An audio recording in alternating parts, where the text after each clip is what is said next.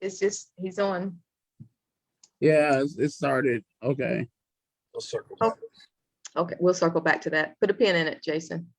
Okay, welcome today to Reparations Saturdays, where we speak about reparations for the city of High Point and where we are in the process right now of our resolution and our reparations commission. Like to give a shout out to all of our guests today, all of our regulars that are on. Like to maybe unmute your mics and just say hi, and maybe just say one little brief thing about yourself and what you are expecting out of reparations for the city of High Point. We can start with Ken. Hello. I hope everyone is having a great weekend. I am excited to see this process moving forward. I don't know what I'm expecting. Not yet. Too soon to tell. And Ken, you can say that you have been impactful in creating the literature and the information that's getting out into the community right now. The signs that you created, the flyers that you created. Yeah. Speak a little bit about, just saying what we're contributing right now to the project. Yeah, well, I mean, our mission here is to get the word out and get the community as involved as possible in every step of this process. We want this to be an open process where the conversation never stops, where everyone's voice is represented. That's why this podcast exists. I want people to feel free to call in and converse with us. Lay your questions and concerns. We're here and we can get them addressed. That's the mission. That's the mission. And I mean, everyone who hears us can help by, telling everyone visiting the website at hpnaacp.org/reparations. Wonderful information. Thomas Scott, our next regular on our show. How you doing this morning? Good. Hi, Thomas. Good to see you. I am Thomas Scott. I, along with Kim Watts, am co-founder of the Flex the Vote Initiative. And what I hope comes out of this development that we're experiencing, what we're experiencing right now with reparations in High Point, is that Black people can finally take their economic fate in their own hands, rein in the narrative as far as what is in our best interest and and the things that are not in our best interest, because a lot of that for the last 30 so years has been dictated to us. And just become vigilant with regards to just where the general direction is going for our community right now. I like that, vigilant. Yes. Yes. Constant. We have to maintain a constant vigilance. Yes. Our next guest today, Jason Hicks. How are you? Thank you, Thomas. Good morning, Courtney. I'm good. Jason Hicks here, community activist and advocate for social and racial justice. The deadline's over with the city now, so hopefully this committee will come together quickly, and that the commission can be formed and be about the work that it's got in front of it. And I'm hopeful, somewhat optimistic that the commission can make good, strong recommendations to offer some sense of repair to the Black community in High Point, and hopeful that whatever recommendations are set forth, that they're strong, and that the committee, along with the community and the NAACP, will hold a line in the sand as far as what those reparations may be, so that the city will follow through and make some tangible changes in the Black. Tangible. Keyword, tangible. Thank you, Jason. Thank you. Very Our well. next guest, Tony Graham, is joining us. What'd you say, Ken? Sorry. I said, very well said. Yes, yes. Welcome this morning, Tony Graham. Tony, would you like to introduce yourself? My name is Tony Graham. I don't know much to say about supporter of this initiative.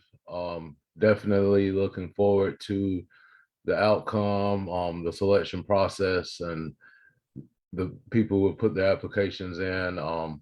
Look forward to seeing some viable candidates come through that. It's a very important time in our city to put us in the forefront of this discussion, both locally, statewide, and nationally. So I'm just thankful to be here. Thanks to Ken and the group for putting this forum together. I think it's an awesome information that's being shared. I think hopefully, I don't know, but hopefully more people in the community are getting the word about, this is taking place, ladies and gentlemen. It's happening right now. As Jason spoke to, yesterday was the last day to submit an application. So hopefully if you're interested, you were able to do that. But great job, team, with what you're doing here and getting the word to the community. Great, Tony, great. Tony serves on the selection committee for the Reparations Commission. So we thank him for giving his time and offering his services to the community as well. He also serves in the capacity of educator for our students in the community. And we definitely applaud you for your patience and your willing to share your knowledge with our youth in the community as well. So we thank you for that, Tony. We have a guest on this morning, Antonio Belton. Anthony, if you would like to say hi or give any words, we would love to have you introduce yourself.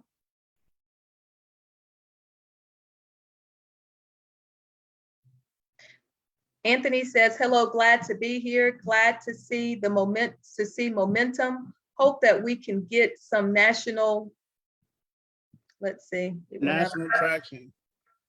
National traction. Can't get his mic to unmute, so I will operate like this. Thank you, Antonio, for being here this morning. Anthony, for being here this morning. And I think that's a great point. If I could touch on that. And the national traction. I mean, High Point is the second city in North Carolina. There are 5 cities currently working on reparations in the state of North Carolina. I think there are, the Big California initiative is moving along very well. I think we're probably in second place behind them as far as moving the process along. And what we do is certainly going to set a precedent, I believe, on a national level. Maybe, reparations, maybe the overall reparations project, is going to be a bottom-up thing instead of a top-down thing. From the grassroots. Yeah. I think it was always going to be grassroots, but from bottom up in this particular sense, from the municipal level to the state level to the national level, maybe it might go in that order versus top down, starting from the federal and then rolling downhill to the states and then the cities. Because the cities certainly have a lot to answer for too. Their behaviors. Yeah, the behaviors, discrimination, the individual slave laws, that counted from city to city and county to county. you know, a lot of that was municipal law that was used against the Black slaves. So, And the current exclusion that we continuously face. Yep. It's just disheartening, to say the least. And the fact that the Black community, we can touch on this, guys, the fact the Black community has to make notice of it and to bring light to it and to form a commission and to raise money within their own community to free themselves. It's really Yep. speaks while- volumes. and while a lot of our fellow citizens say, "What? Wait, there's a problem? Are you sure? Sure. Are I you thought sure? Blacks are doing great. Yeah, you guys got Kobe Bryant. They're doing better than we're doing. Yeah, I know, right? I hear that. Hey, And they get all the programs and they get all the money. They got all that money from the Build Back Better programs and stuff. That's, you know, what people think, but that's what they want to think. That's the narrative that they want to accept. Jason, you had something to say? yeah, I was thinking about that about the fact that, you know, there's this whole scenario where the particularly the white community, white members of council they don't want to be in a position where they take blame or they give too much support to it. And I really spent a lot of time thinking about that. And I think what it comes down to, in my mind, and my reasoning, is if, like, say, members of council, if they come out in support of this, it kind of takes away their validation, because it's like, in my mind, it's like, okay, well, if we say we didn't get here fairly, then, you know, it takes away who I am. You know, it takes away the fact that, you know, I worked for it, you know, when in reality, it wasn't, that individual may have to have worked for it, but what came before that and the unjust, you know, activities that happened beforehand is what allowed for that success. You know, and then by admitting to that and admitting fault, it takes away that validation of, you know, I did this, I did this, I did that. And just kind of, I was thinking about that. And it's just, I think that's where this whole thing comes in, where you have city council, members of city council that say, you know, people don't want to apologize because they don't want to admit to guilt, you know, and I think that's what it circles around. It's just the inability. And it's really more fear. Absolutely. Mm-hmm. So I was just thinking about that. Because we say like affirmative action. You're right too. You make a great point, because we talk about things like, okay, they say it like affirmative action. You wouldn't be in this program, you wouldn't be at this school if they didn't have to pick a minority.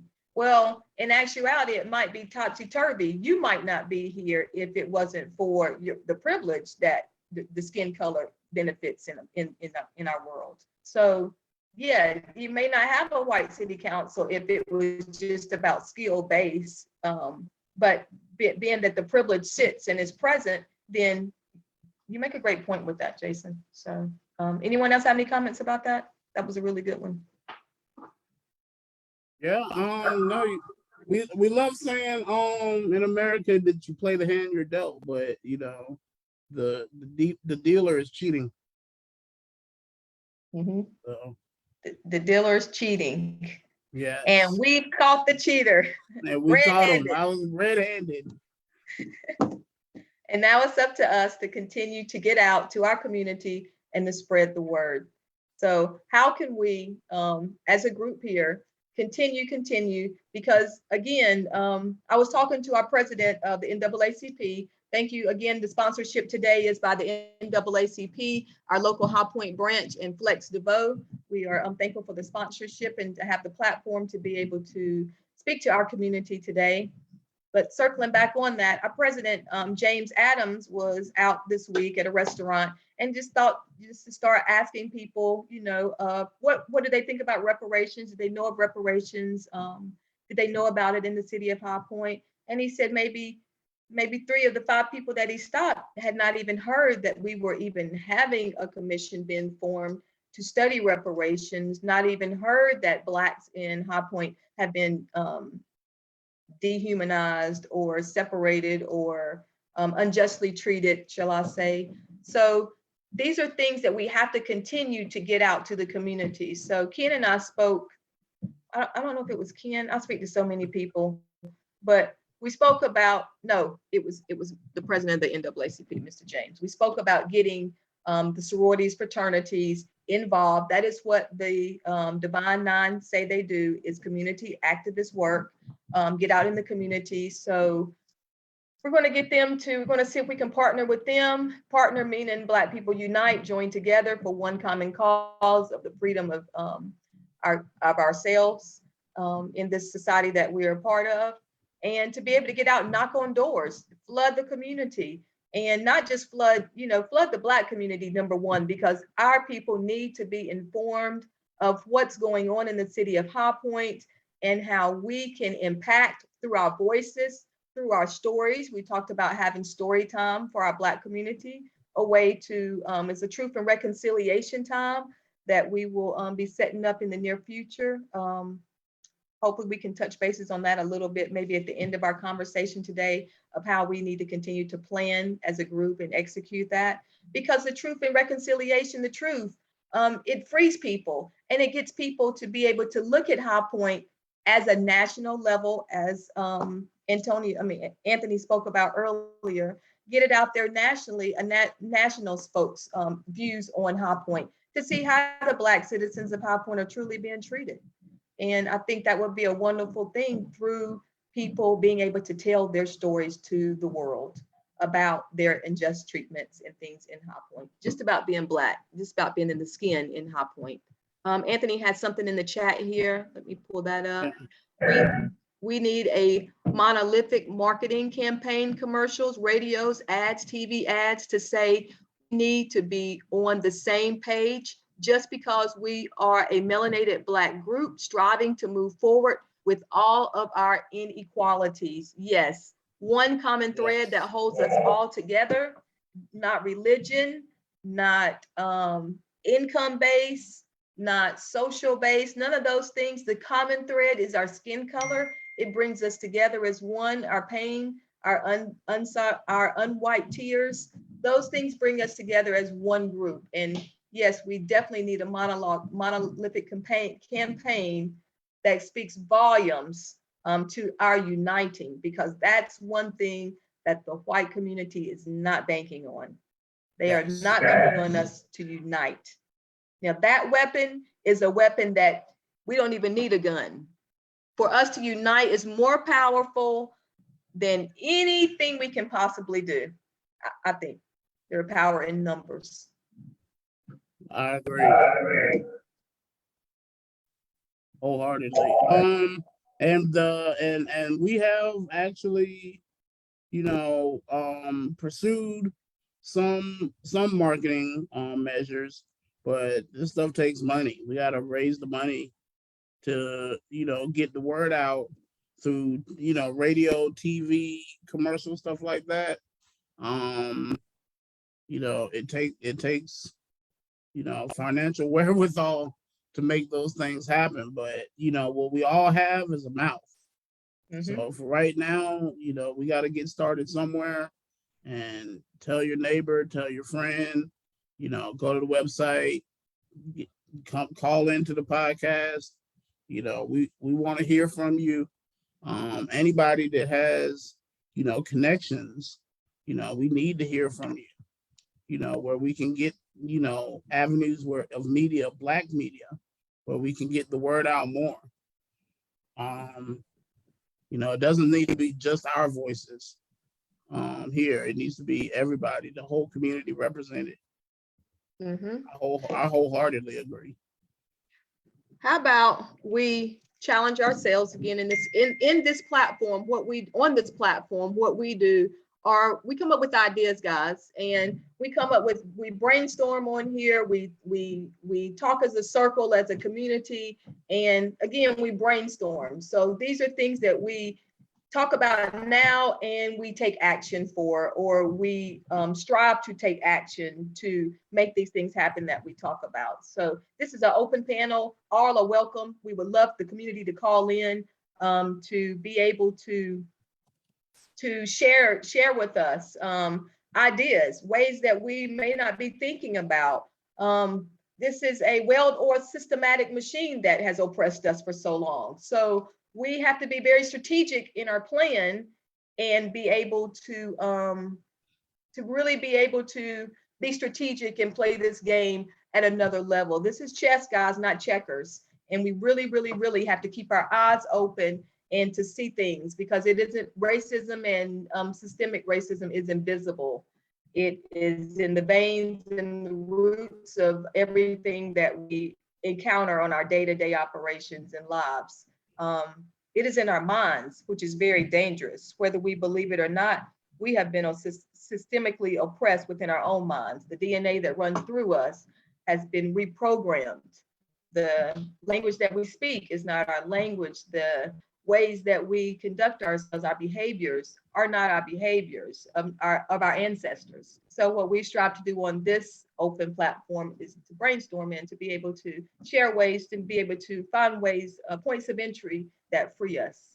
And this is a powerful moment that we all share. And this is something that we can talk about to our generations and generations to come. I'll lead into that to have some ideas about raising funds, because anything, a project that has to take place, it has to have a financial backing. Money moves and money moves to power. So we need to speak about ways that we're able to get out here and raise money. I know we have a Freedom Fund where we're going to have a banquet maybe, and we're going to, I guess, have a certain particular speaker to come and to give us more information about reparations. And I guess we'll sell it by plate form, which that will give us some raising money. But there's another idea out there that I would like to share, and I think it's twofold, two things. One, again, is to get the sororities in the community, the sororities and fraternities within the community out to be able to support us, to be able to knock on doors, to share information about reparations, what reparations is, what reconciliation looks like, what the repair looks like for our community, and to ask for a donation. One thing we know that when Frederick Douglass, when he did the statue at Washington, D.C., he asked the Black community to support. They gave 5 cents, 10 cents, $1, $2. They pitched in the money for their own statue, which now, you know, who knew that Lincoln was going to be standing and Frederick Douglass was going to be at the foot looking up to Lincoln with chains on. So that wasn't what we intended for the statue to represent at all. It wasn't to depict us, to dehumanize us, but it did. However, that's in a rabbit hole. You know, I love drop a little piece of history. But we want to be able to ask our community to raise funds. I do believe in kids, you know, AAU teams, just different groups of just different individuals within the community that we support on the day-to-day basis. Let's see if they would like to support themselves in this freedom movement that we have going on. So just knocking on doors within the community, asking, having things at the school, PTAs getting involved maybe, as far as asking for donations. We do have some Black schools within our communities, asking them for family donations maybe. Maybe we can do fundraisers as far as selling chocolate bars in the community. We need to get very creative on what we're doing. And one thing I would love to be able to approach is Harris Teeter. And when I say Harris Teeter, when we go in Harris Teeter, a lot of times they say, would you like to round up to the nearest dollar? And I said, well, I always give the same answer pretty much. I'm Black, so can we round down to the nearest coin? And so you know, they're partners. They take our money each and every day. They say they have diversity and equality. So let's see if they would like to round up to the nearest dollar with groceries for the next year, maybe while we work on this project to raise funds. You know, there's a way to approach things, and we may need to approach the corporate office of our local Harris Teeters to say, hi, would you be willing to round up your customers to the nearest dollar to support Black reparations? And this is why we feel within the Black community that we are deserving of reparations. We are owed reparations, and we would like your corporation to partner with us. So what does anyone think of some of these ideas that I've thrown out there? I like the roundup one. You know, I think that's a great idea. You know, seems fairly straightforward. One thing I'm a little wary about sometimes is raising money from within our own community, is just because we don't have a lot of money. Right. We have pennies, we have dollars, and they add up. Yeah, I mean, and that certainly is true, and we can afford things, that we really want, that are high priority. But I think as far as fundraising, we do need a universal approach. That's why I do like, Freedom Fund. I hate to say, but for a cause like this, I think it's actually fairly decent. Yeah, but anything that works. We've got yard signs coming out. I think, we'll be selling those for like $5 a piece, something like that. And look anything. how, I'm sorry to cut you off, Ken. Oh, you good? Look how United Methodist Church, when George Floyd was killed, look how the United Methodist Church came out with these signs. They had these yard signs they created, and they had these unity, a black hand, a white hand uniting, okay? You take people like that, you ask them to give you a donation, just that simple. You give them the statistics. We have X amount of Black African-American churches within your conference. They pay X amount of dollars to you. We would like to see if you would take up collections. They have these special offerings within churches a lot of times. We would like to see, in God we trust, okay? Yeah. We would like to see Jesus show up in this moment for us. And we would like to see if you would take up special offerings on the third Sunday of May. Just that simple. One Sunday, take up an offering and send it over to the commission to help fund what we know has been an unjust act bought on our Black bodies and our ancestors' souls. Anthony has a comment here. It says the round idea is brilliant.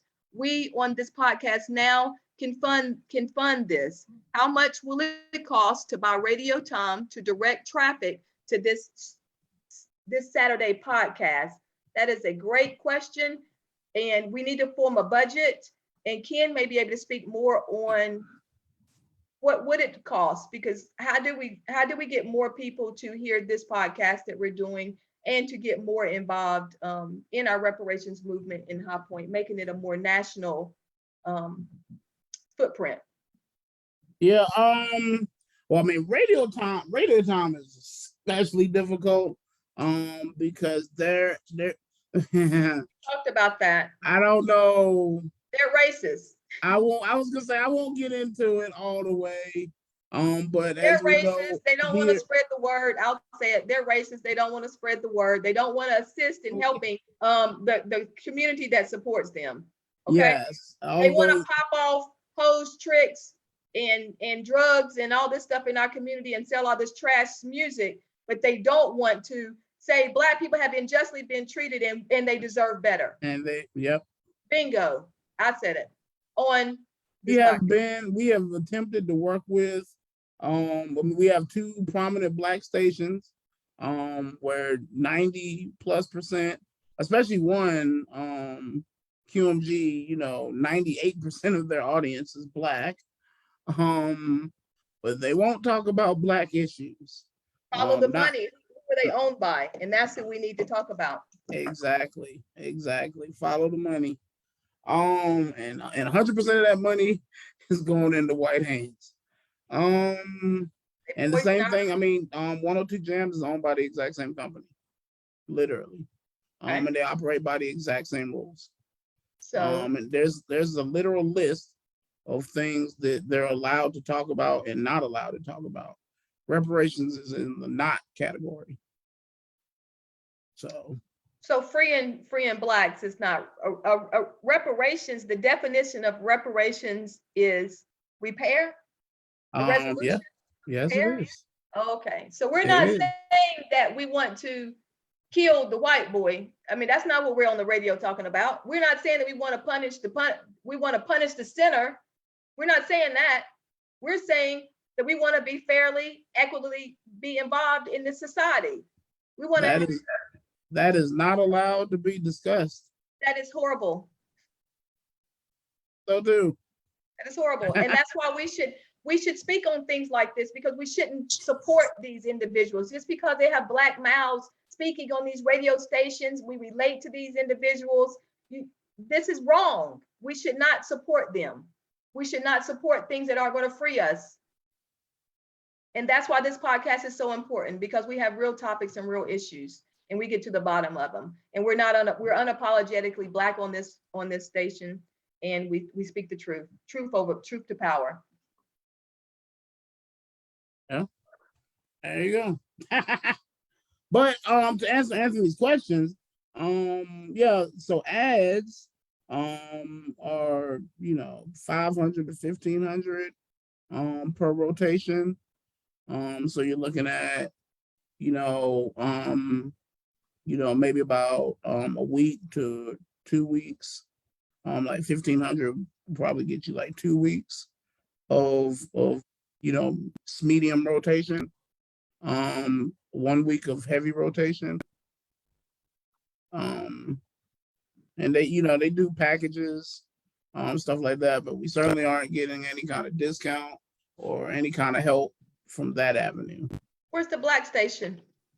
WNAA. Now, they've been, on the other hand, very helpful. We've been on WNAA many times throughout this process.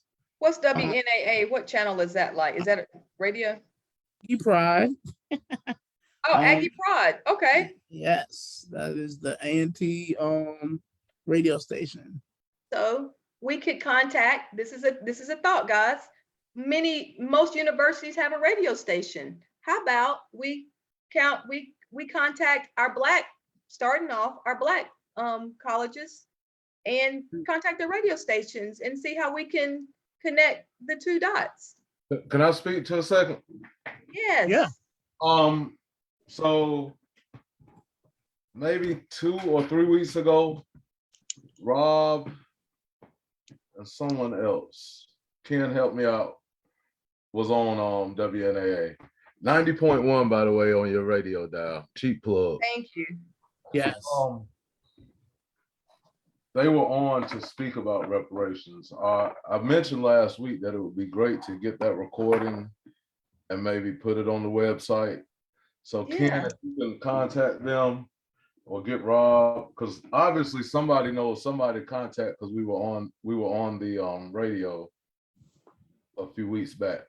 So they should be able to offer a recording, maybe. Don't quote me on that because I'm not familiar with how that actually works. But check into that. Okay. That would be a great resource and a great connection for us, guys. Yeah, that is a great idea. Anthony also mentioned billboards, and we've spoke about billboards and getting the word out with billboards as well. So we definitely, I don't know if it would be on the part of the commission. I think some of this should have been done prior to the commission. But we need to figure out a budget of our needs. And Ken, you may speak more on, we may have already had a budget in our resolution and it was denied, or was a budget created? Was that already thought of, that we were going to have a marketing campaign? What did that look like, and what does it look like now? If you can speak a little bit on that. Yeah, no doubt. The original resolution was drafted with $100,000 budget, which I think is a drop in the bucket, honestly. But it was the original ask. It was stricken entirely. and it has not been replaced at all. And when the resolution was adopted, there was still at that time no budget allocated, and the process has moved forward. You know, we're in month 3 now, and still no budget allocated, no budget in sight. And I'm not sure how much, you know, anyone has even thought about it, to be quite frank. Now, So, how can you, what, do you know why it was shot down? Because how can you have a project if you don't have a budget? There's no such thing as a project without a funding. yeah, So- it was shot down. To my knowledge, to my understanding, it was shot down as a precondition to even being able to get the resolution brought to the floor. So, you know, it was like, we're not even going to take this issue up for consideration and strike the budget item. So if it costs 1 penny, we can't even talk about it. Once the cost was 0, now we can have a conversation. Okay. When Yeah, I know it makes when 0 someone sense. gives you pickle juice and you drink it, then you deserve the pickle juice. I drink water. Yeah. I like Oh, ginger ale. Courtney. So it makes us have more sweat equity. Pay attention to this, guys. We cannot settle for anything. We have settled and we have been dehumanized for far too long. Enough is enough. We have to go in with our exact demands and not waver. It's like a tree planted by the water. You know that song, I shall not be moved. We should not be moved in this situation. We have been treated historically minimized, and we should not continue to drink the pickle juice. We have a new guest on today, Antoinette Holden. Antoinette, would you like to unmute yourself and just say hi to the group and just give us a little bit about you and maybe what you would like to see in the community? And if I can, before Antoinette's, I do have one correction. Not guest, but actual co-founder several years ago of Flex the Vote. So one of our original leaders has returned to us. Welcome, Hello. welcome. Hey everybody, how y'all doing? Wonderful, wonderful today. How are you, Miss Antoinette? I'm doing great. I'm just waking up not too long ago, but I'm good. It's my first day after sleeping in from work, so we're good. We're definitely great today. But you guys can just call me Tony.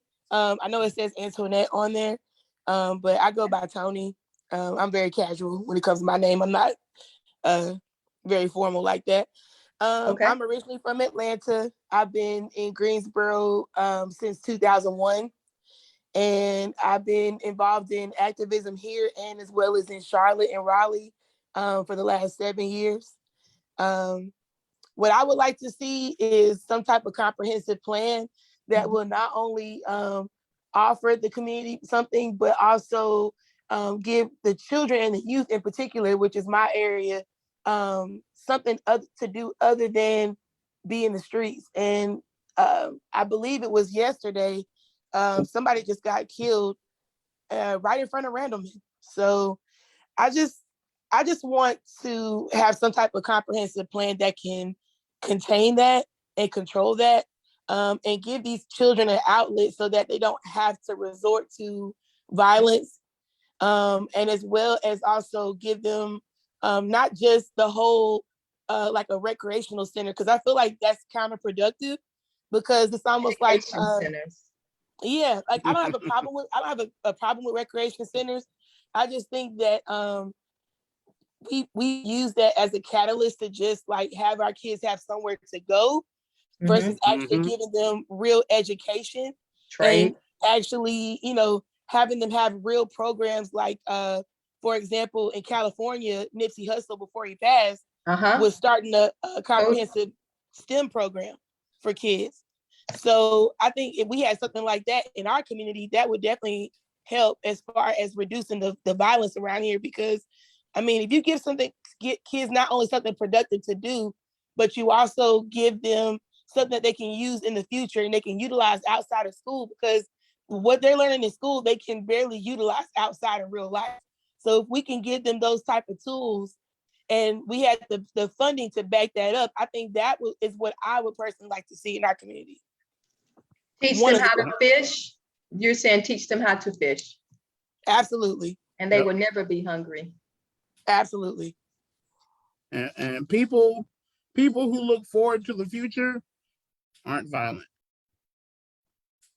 They have no reason to be. You know, violence comes through stress, poverty, things of that nature. Yep. They have no reason to be violent with one another. They want to build with one another, if anything. Yep. Yeah, you also think twice when you have something to lose. And if you know that you have something to lose, or if you have something to live for, then you're not so easily ready to die. And I think that's what it is. Some of these kids don't have anything to live for because they don't know what's out there. They don't know what to live for. So I feel like we have to show them that. We have to show them that there is so much more outside of your parameters that you need to be exposed to. I watched a thing this week or last week on Robert Smith, and how, you know, we're not in these rooms, we're not in these industries, we're not, our children aren't learning how to go to school if we're going to be an engineer, to be able to acquire acquisitions, or to be able to utilize our IP, our intellectual properties, or to create patents, or our minds don't even think that far. We're not introduced to those things at a young age. Our financial literacy, the impact that we could have with day trading, or just the stock market, or things, again, that we're not introduced to. We don't see our neighbor or our people, our members at church, or the coach at the AAU team. We don't see them in these particular types of roles. We've been excluded from them. So again, we must create those environments for our children, as Tony has said in her introduction here, that we need to create these rooms in these schools, trade schools. Our children should be. Why is it when I call the plumber, that the plumber's always white, and it's always some old guy or his grandson, or they've had it for 3 generations, normally about 4 generations? Why is that, when we could be going to school to be electricians, to be plumbers, to own our own companies, and to create entrepreneurship within our communities? So it is very important. She gave a point about Nipsey Hussle and his STEM program. It was all about coding, and, you know, children that are interested in the technology parts of things, the background with the computer, and producing, and all of these things that we need to see more in our community, and less basketball courts and recreation centers. We've done enough sweating. We need to actually use our minds and to be able to capitalize on our minds. So thank you for that, Tony. Yep. Thank you. I haven't heard from Thomas. Thomas, let's hear, if you don't mind, can we hear some of your ideas on some of these things? Especially about maybe, and our children. Well, you haven't heard from me. I've got a lot going on right now. I'm just moving around a lot. I did tell Ken that I would be participating intermittently, but I just wanted to piggyback on what you said about the lack of vocational skills in the community. Ken can vouch for this. That's not by accident. That's a result of trades being, trades. I remember when I was in high school, they taught mechanics. I'm drawing a blank here. But horticulture. Horticulture. They taught the home economics. I loved home economics. Me too. They taught these things specifically to help those kids out who were not academically inclined, but it gave them the option of having a career and being able to make money as soon as they got out of high school. You know, And that was something that a lot of your trade unions pushed for that. Your white dominated trade unions pushed for that trend to occur. And what we're seeing is the result of that. I mean, it set us back. So I mean, we're gonna have to pick up the mantle in that regard. And that's something that can be done even as we're priming up the reparations movement. I mean, that's something that can still we still have the ability to take the reins of that even now. Mm-hmm. So I mean that's just simply what I wanted to add. But yeah, I think initially as we're making milestones in the reparations movement, we need to have our eye on a lot of these things. I mean, it's so many things we've been left out of. It's like, that's why we need the commission to be able to have a outlook, to be able to have input from the community and to have input from individuals like ourselves, to be able to see this thing through, because it's so many components to this. Can I speak to can I make one last point though? Just to put a button on it. What we need, and I guess this may seem a bit abstract, but if you understand history, after World War II, when Europe was devastated, there was a comprehensive Marshall Plan that the United States put in place to bolster Europe, and that it covered all areas of industry. When you look at our community, I mean, we're gonna have to think in that vein. I mean, every area that's been impacted as far as creating a infrastructure around our community. I mean, you're gonna have to have a Marshall Plan for Black people. Mm-hmm. Yeah. Something, I mean, that's the best way I can sum it up. I mean, you're gonna need something comprehensive. I mean, that's gonna allow us to be totally self-sufficient, like every other community in this country. Yes, a comprehensive plan. Tony, you had something to say? Thank you, Thomas, for that. Yeah. That comprehensive plan is needed. I think can y'all hear me? Yes. I think what Thomas said is important, but y'all that know me know I'm very, very, very big on education, not just as an educator as far as going to school, but making sure that we speak truth to power. Mm-hmm. And as it relates to the voc ed, when we were growing up, they've actually stepped it up a notch versus it being dummied down and taken away. Okay. In our schools, we have what we call career and technical education, which is in the high school and middle schools. Actually, it starts in middle school. What is it called, Tony? CTE, which is career and technical education. And through that program, we don't weld anymore. We don't do the hands-on things. I have Mr. Hicks online. We do CNC machining. We're in a computer and information age. Kids can graduate and with dual enrollment, where they could actually, if you're in Randolph, you could go to Randolph Community College. If you're in Forsyth, you can go to Forsyth Tech. Guilford County has a partnership with Guilford Technical. Over in Davidson, we have Davidson Community College. These students can actually graduate with their 2-year certificate, their 2-year associates, along with their diploma. That's not something that we had when we were in school. Actually graduate with a trade.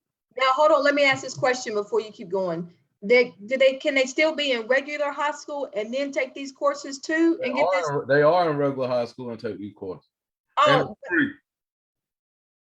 You talking about the early college program? The early college programs, but they also have a program that's not just that acceptance of early college. They also have what you call the Career and College Promise program.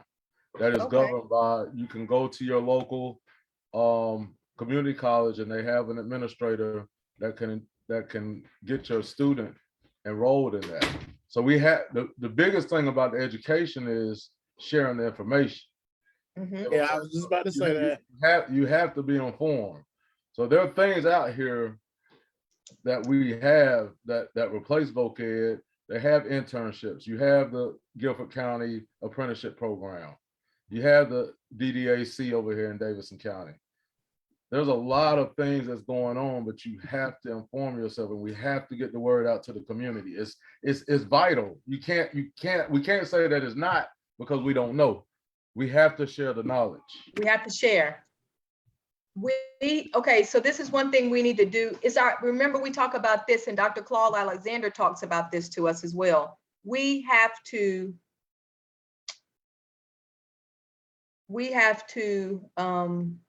I just lost my train of thought that quick because I saw Jason's hand up. Jason, I'm gonna let you go ahead and speak, and then I'll go back to Dr. Claude Alexander.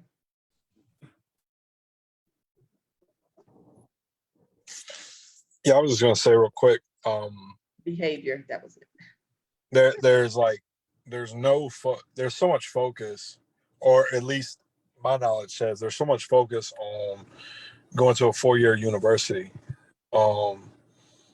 which for most families automatically creates debt, or for most individuals automatically creates debt.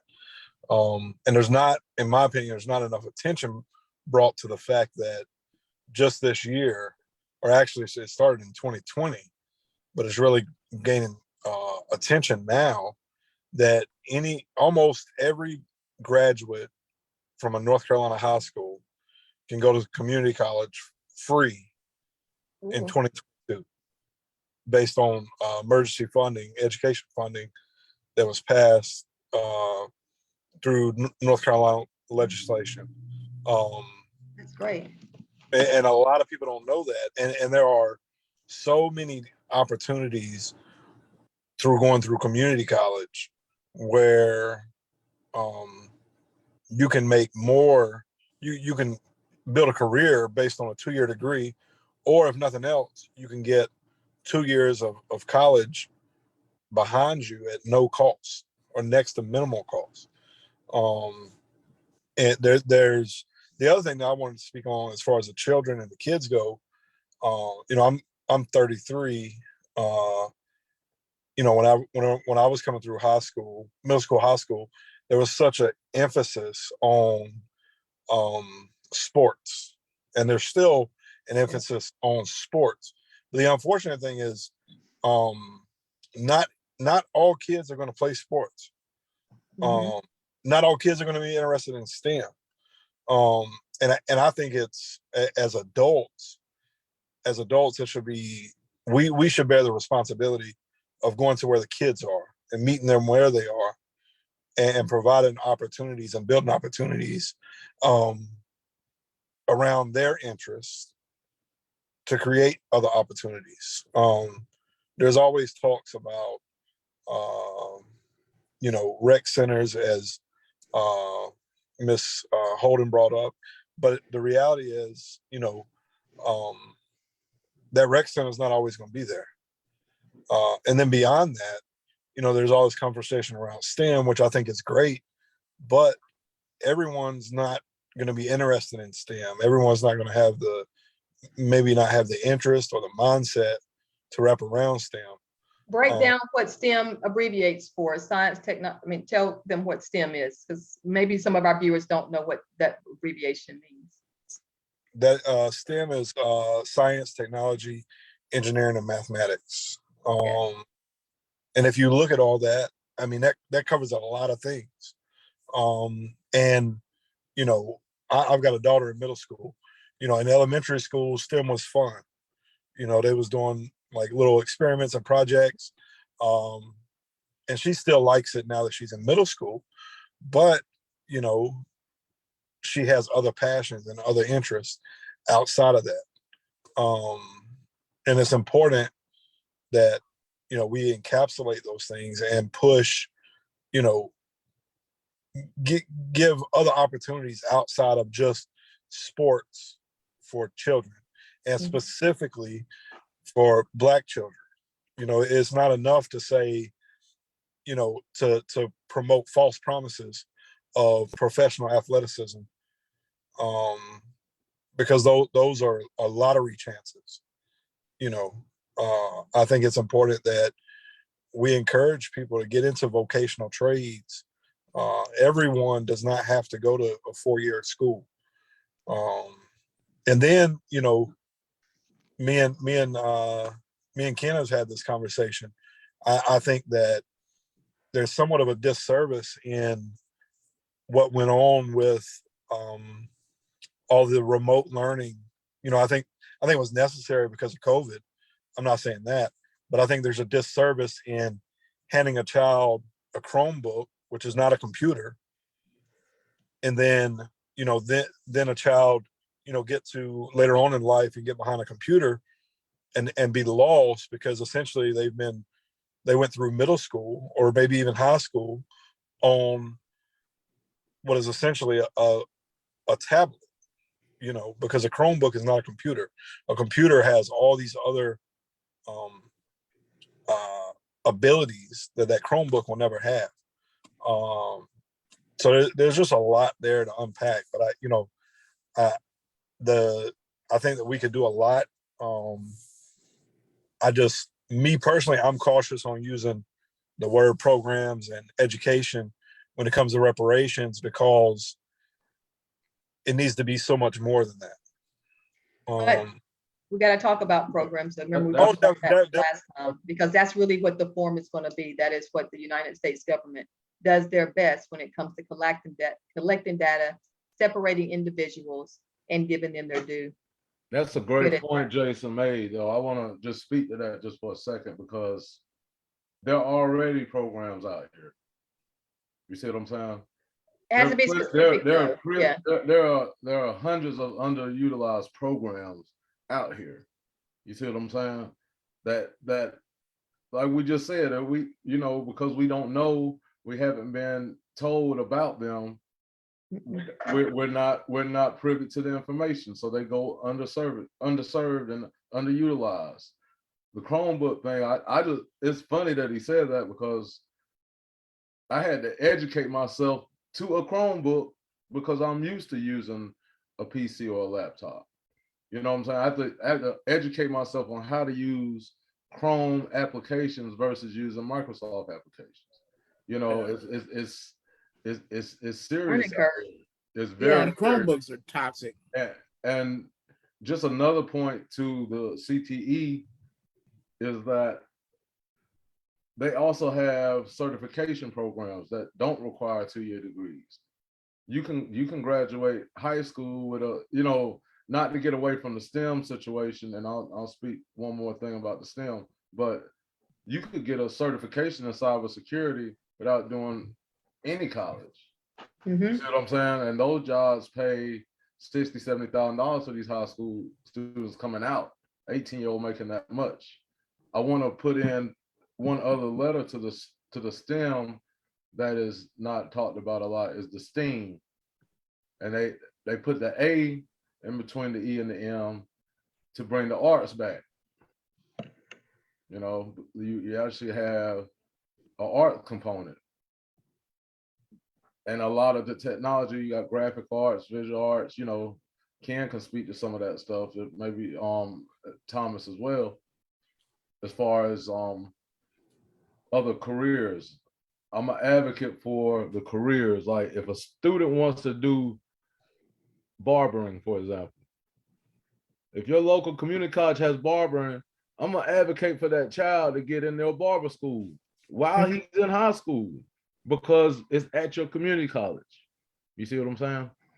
There's a litany of career opportunities that we don't even talk about because, you know, math, science, you know, those are core subjects in the school system. But like has been expressed on this call, a lot of kids don't enjoy those subjects, don't excel in those subjects. Let's find them other career opportunities at these schools. We have to advocate. We have to be the voice that advocates for our youth and our children. And it's out here now. You know, that's not even with reparations. That's current stuff right now. These are things that are in place. We just have to be advocates and share the knowledge. So thank y'all for everything you're talking about. But I just wanted to put those couple things in so that folks understand that we can't say it's not. Right. Y'all know me. NOT Just is because not, we don't not know in it. my vocabulary. I do not use N''T and I don't use NOT. You just haven't. That's a choice. Yes. Oh, hold on. No, not, we have not because we know not. I don't know how much it's a choice, but I will grant you that we're not gonna get into my words. You know what I'm saying? As far as I may have misspoke. What I'm saying is there are options out here that we have not explored. Yes. Let me say it like that. We have not because we know not. Well, that's a large portion of why I said use the word exposure. I think it's important. Exposure is important. And I do agree with you, Tony, that we do have to meet the kids where they are in terms of how do we expose them to this, right? Because I don't necessarily think that I get that all kids are not going to have an interest in STEM. That's a definite fact. I was a music kid myself, so I definitely feel that fact, right? But I think that there is a way to bridge that gap, and it's social media. Social media is a perfect tool, even though sometimes it can be dangerous for children. We can utilize that tool to our advantage to give them exposure to what we're trying to do, as far as even getting them involved in wanting to know more about reparations and what that means for them and what that would mean for them in the future. So I definitely think that we should utilize that, but we have to expose them to it first, because a lot of times kids aren't interested in certain things because they're not exposed to it at home. They're not exposed to it. Yes. Yeah, they haven't. They never done it. So if you of course, like if it seems boring, but if you do it in a way and also learn that different kids learn in different ways. You know, some are kinesthetic learners, some are visual learners, some are auditory learners. So once you understand that and then also utilize social media and expose them to it, I think you could have a winning combination with that. But also definitely, absolutely, that we also need to pique their interest and really listen to what they want. Because a lot of times when I see these quote unquote programs by adults, oftentimes the kids don't even have an opinion about what they're doing or what they want to do. So I think it's also important that we keep that communication open with them so that they feel not only like it's just a bunch of adults coming in trying to tell them what they should do, that they also feel like they have a choice and option in how they can play a role in reparations. I think I definitely would agree with that. Yes. And like one thing I want to highlight too is, and it kind of bridges the gap, I think, in my mind, between what some of the differences generationally. And that is the trades. I think for a child to be interested in a trade, they need to have been exposed to it before school. Yeah. You know, and you know that goes to the overall need for reparations, because if your parents and your aunts and uncles and everybody is too busy working 2-3 jobs, you know, working at Wendy's, you know, they're not going to have time to tinker with a project car or to build things with their hands and use carpentry skills, or fix up the house and and educate their child on, this is how you be a handyman or handywoman and use your hands to make things and to be an artisan, and those kind of things. I think there's a large part of that is missing, and some of it goes with home ownership. You're not fixing up the house if you don't own it. You're not landscaping. You're not growing vegetables. You're not landscaping. You're not, because you're too big. The parents are too busy, trying to keep the sky from falling financially, and the kids, are shipped off to school, which is, as we saw during the pandemic, the school is just as much a daycare and food and feeding program as it is education. So where does the time come in, for people who are that strapped for cash, to develop, interests and passions and hobbies, and where does the kid develop, you know, that grounding in something that they really truly might excel at, but they haven't been exposed, and their family doesn't have the wherewithal to expose them because they're too busy treading water. They're too busy trading water. There's a comment from Anthony in let's see. Exposure is happening right next. I'm gonna have to break this up a little. Right next door, but we are visiting our neighbors. Our civil liberties have to start with how we treat each other. Our youth will follow our adult lead once they see us unapologetically Black, supporting our Black brothers and sisters just because they are Black. We don't, hold on, I lost it.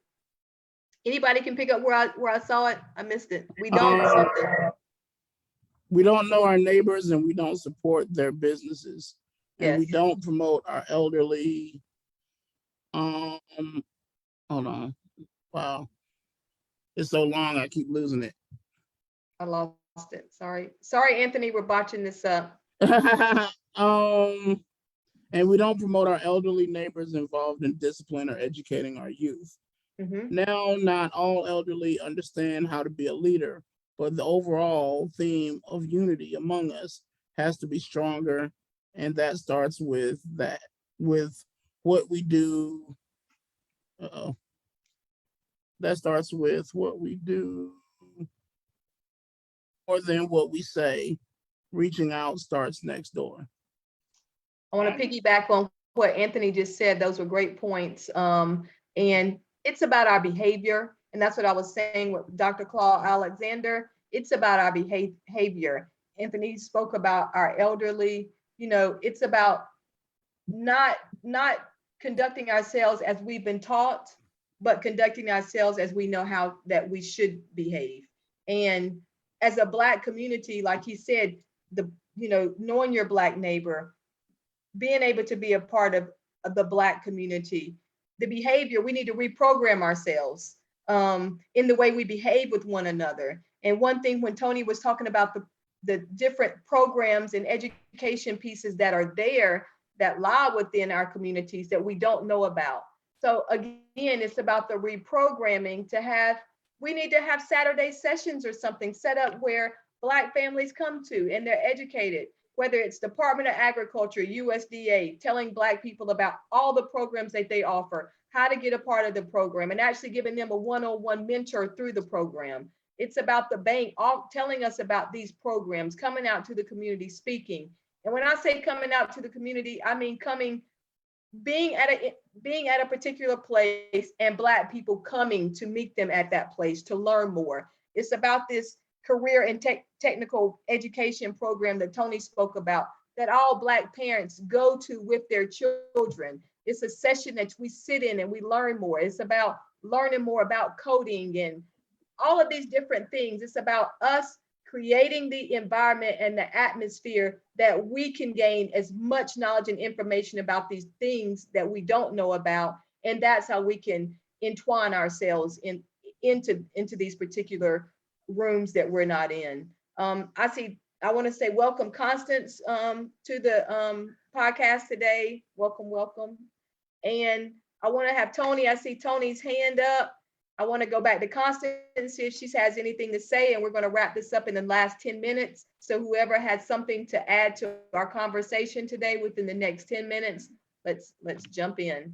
Tony, if you have your hand raised, after that, we're going to go to Constance, and then we'll have closing remarks. I think I never put it down. I'm sorry. Okay.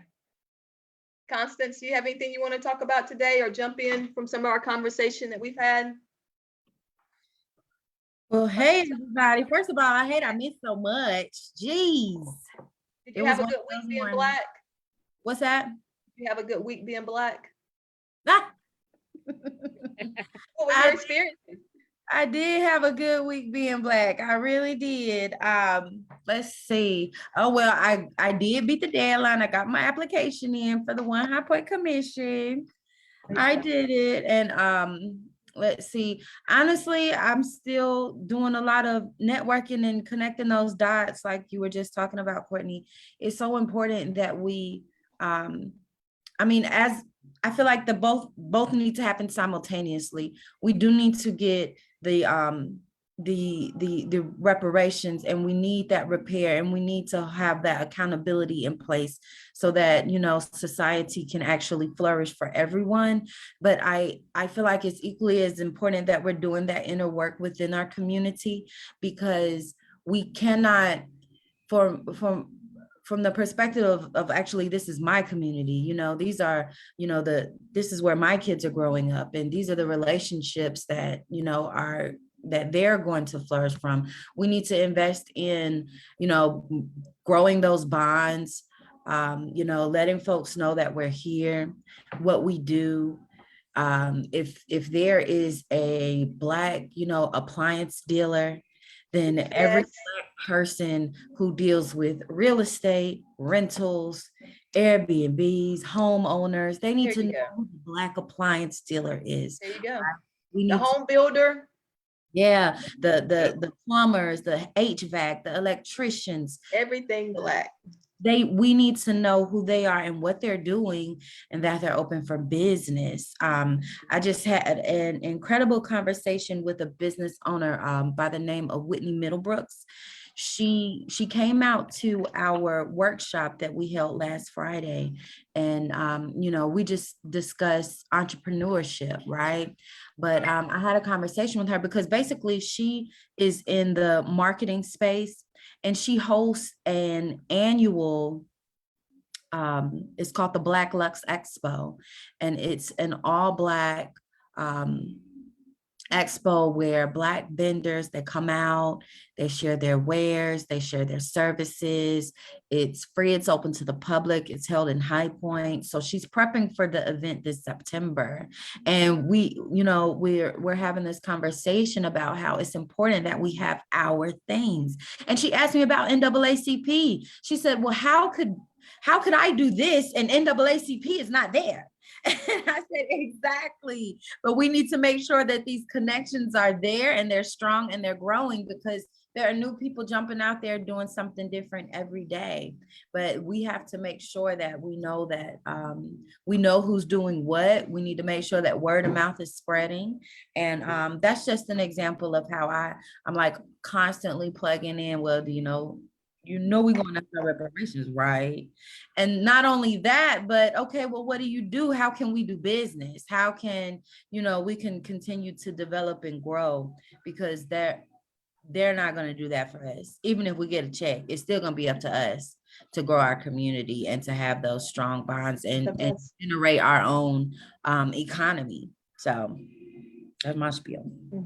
And we got to start now before we get the checks. I agree. We gotta start having informative workshops. It may sound bad to some, but white people have been doing this forever. We just didn't catch on. But we need to have things that say it's really information for Blacks only at this point, that we're getting connected to these things. We've been excluded for so long. So it's unapologetic to be Blacks only, so we can gather this information and we can go out and change our generations to come. We're not going to change it by saying, I want everybody in the room. Everybody's been in the room and you've been excluded, okay? So it's time to have the Black rooms. It's time. So does anyone else have anything to add to today's wonderful, wonderful podcast? Again, this is the podcast brought to you by NAACP Branch of High Point and Flex DeVoe. We are here on Reparations Saturdays, talking about reparations for the Black community of High Point, North Carolina. But furthermore, we're talking about reparations throughout the world and throughout our nation, just about the freeing of our Black souls and our Black bodies. I just want to say, this is my first meeting with you guys, and I love everybody's point of view in here, and I like that we're all on the same page. And I think, honestly, I'm for Black unity. So don't get it twisted. I don't mean to wake up the room at the end. But at the same time, I do think that it's more important to focus on like-minded individuals, because I think sometimes trying to create Black unity it can be a large feat to try to start that. I think it's easier and it's more efficient when you deal with people who are like-minded like you and want to see the same things in your community as you. And I feel like everybody on this Zoom wants the same things for our community. So I just wanted to tell y'all I appreciate that, you guys are out there doing the work and that you care about your community, because all of us, unfortunately, we ain't kinfolk. All skinfolk ain't kinfolk, like my grandma used to say. But we can get those people on board. Some of them, some people we may not be able to, but we got to focus on really just being around people who are on the same mind frame and track as us, because we don't want anyone to deter from the good work that we're doing. We don't want anyone to sabotage or co-opt what we're doing. So I think it's very, very, very important that, yes, while Black unity is the goal, we should probably focus more on just the goal instead of unity. I'm not saying that we shouldn't think about that in the future, but for right now, I think it's easier to deal with people who are on the same mind frame as you, so that you can get more things done and be more productive. And that's all. I'll say this, Tony, as a piggyback to that. Not calling Jason out, but Jason is here. Jason is not a Black skin, but Jason is a Black mind. So when we say all Blacks in the room, I mean that our skin has been excluded, but not saying that you have to have the same skin color to have the same mindset. So when we say Black, I think as a group, we're really not excluding any other color. We're just saying you have to be totally Black mindset. Yeah, absolutely. All kinfolk are not skinfolk. Right. But I know Jason will stand like John Brown. So I was gonna say, Courtney, I got a new one that I just coined off y'all talking. They always say blood don't make you kin, skin don't make you kin. Skin don't make you kin. kin. Don't make you kin. That's a fact. It's gonna be some, Tony. It's gonna be some. The revolution is not gonna be televised, and there are gonna be some of our own family members that are not gonna make the cut. They're That's not right. gonna walk with us. So we do recognize that. I will say I do recognize that, and we stand in solidarity. Stand in solidarity with those that stand in solidarity with us. And I don't mean you in, but you not in. I mean that you have to be fully committed, not just in words, but in actions, in John Brown actions. And one thing I'll add too is, and Tony can attest to this, and Thomas for sure. We spent the last decade trying to educate folks. At some point, you got to call it and get the train rolling. And we can still educate people along the way. We can always strive to be on the same page, but I'm 100% in agreement with Tony. We got like-minded folks moving ahead. Mm-hmm. You're not stopping the train for nobody. No. Yeah. I also wanted to add to what Tony said, because when we first came up, I remember sitting at the table in Hardee's. How many years ago, guys? Tony and Ken, it was like 5 years ago. Oh wow, that was like 5-6 years ago. Yeah, we came up with the whole flex the vote concept.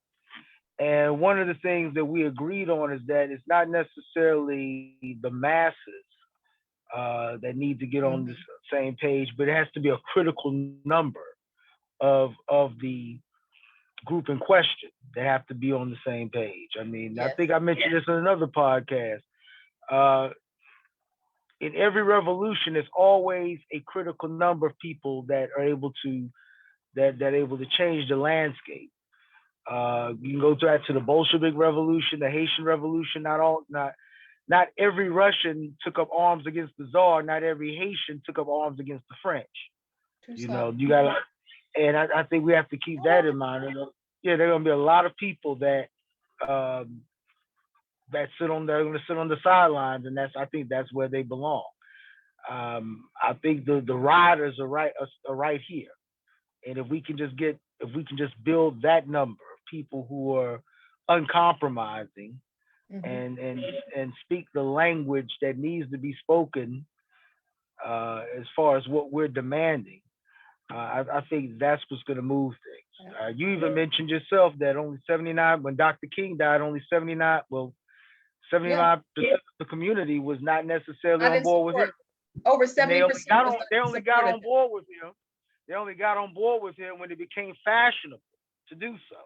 So a lot of these old Negroes here that talk about what they did during the 60s and the 50s, you notice they talk in abstractions because if you dig deep, they weren't really, they didn't really do much. And that's kind of the reason why I want to make my imprint in this, because at the end of the day, when reparations becomes a reality, and it will become a reality, I don't want my children and grandchildren asking, okay, well, what did you do?